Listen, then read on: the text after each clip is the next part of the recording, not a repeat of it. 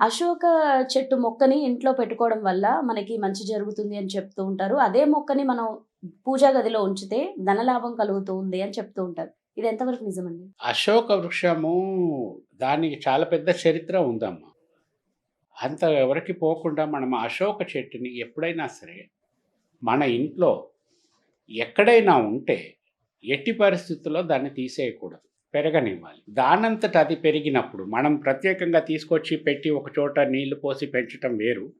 అది ఆల్రెడీ పెరిగి ఉండటం వేరు. దానికదే పెరుగుతుంది.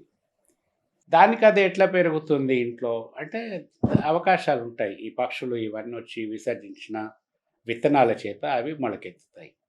ఒక్కొక్కసారి ఏమవుతుందంటే అది ఉన్న చోట మనం వెళ్లి ఇల్లు కట్టుకుంటాం. హ్మ్. దాన్ని ఉండనివ్వాల తీసేయకు. లేదా అటువంటి మొక్క ఉన్న ఇల్లును మనం కొనుక్కుంటాము.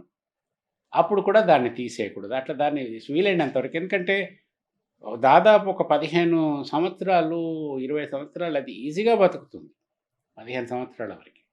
చాలా ఎత్తు పెరుగుతా ఉంటుంది. దాన్ని ఎత్తుని నిరోధించకుండా అట్లానే పెంచగలిగితే మాత్రం చాలా గొప్ప విషయం. కానీ చాలామంది ఇళ్లల్లో ఏమవుతుందంటే, ఈ కరెంట్ వైర్లు ఇవి రావటం వల్ల ఆ పైన కట్ చేస్తూ ఉంటారు.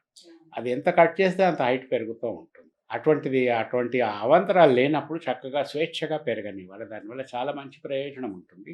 ధనానికి సంబంధించి అశోక చెట్టుకి చాలా దగ్గర సంబంధం ఉంది. ధనవంతులవుతారు. అందులో సందేహం ఏమి లేదు. ఆ ధనాన్ని ఎట్లా ఉపయోగించుకుంటారో వీళ్ళ స్వభావం అది. అశోక వృక్షం ఇంట్లో ఉండటం చాలా మంచిది. అశోక వృక్షం యొక్క వేర్లని తీసుకొచ్చి పూజా మందిరంలో పెట్టటము అన్నది అందరూ చెప్పుకునే విషయం. అవును. అది అంత రిలయబుల్ థింగ్ కాదు. కానీ చెట్టును పెంచటం వల్ల తప్పకుండా ధనపరంగా గొప్ప ఆదాయం మాత్రం ఉంటుంది. పూర్తి ఈశాన్య మూలకి మళ్ళీ పెంచకూడదు. హ్మ్.